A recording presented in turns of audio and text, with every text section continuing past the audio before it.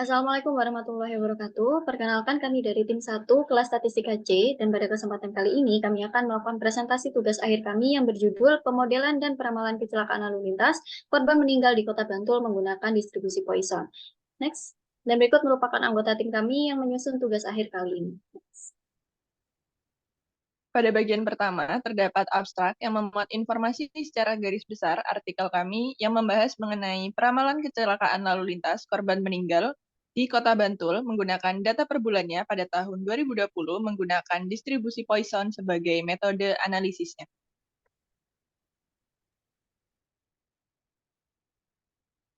Selanjutnya untuk rumusan masalah, yang pertama adalah bagaimana tingkat kecelakaan lalu lintas hingga mengakibatkan korban meninggal di Kota Bantul selama periode waktu tertentu.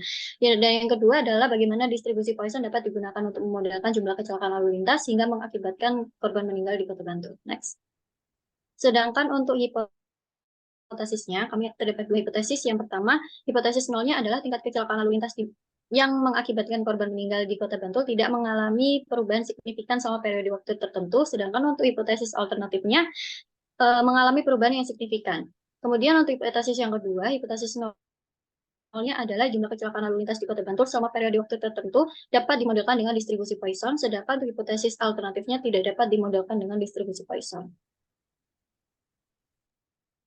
Oke, lanjut. Dari segi metode, kita di sini menggunakan data sekunder, itu dari segi data yang dari Polres itu adalah segi korban dari tabrakan di Kota Bantul. Lalu kita menggunakan metode dengan segi kuantitatif, yaitu dengan cara distribusi Poisson.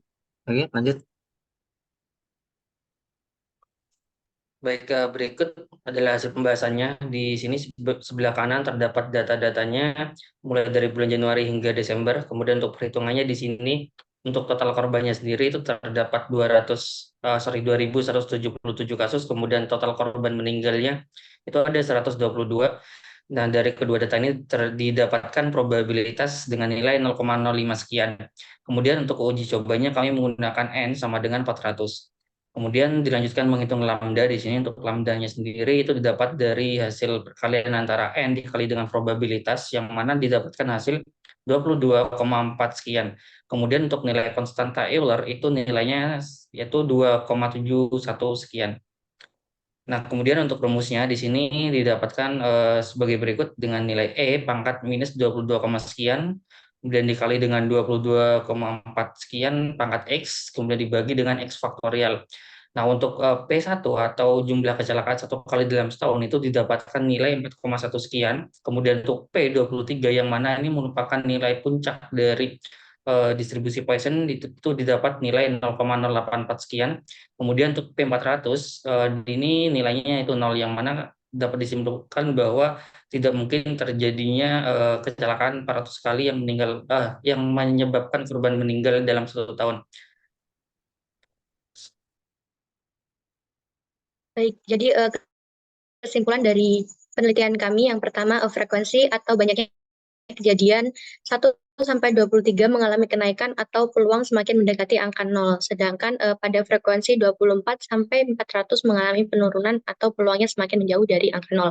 Artinya terdapat dua kemungkinan yang terjadi. Yang pertama, kemungkinan terjadinya kecelakaan lalu lintas yang mengakibatkan sebanyak 1-23 korban yang meninggal dalam setahun memiliki peluang yang cukup besar. Sedangkan untuk kemungkinan terjadinya kecelakaan yang mengakibatkan lebih banyak korban yang meninggal dan kemungkinan tidak terjadinya kecelakaan yang tidak mengakibatkan korban yang meninggal dalam setahun memiliki peluang yang sangat kecil. Nah, saran dari penelitian kami yaitu adanya upaya yang dapat meminimalisir banyaknya jumlah kecelakaan lalu lintas di Kota Bantul. Salah satunya adalah dengan pemberian edukasi akan kesadaran masyarakat Kota Bantul untuk mematuhi tata tertib lalu lintas dan menjaga keselamatan saat berkendara di jalan raya.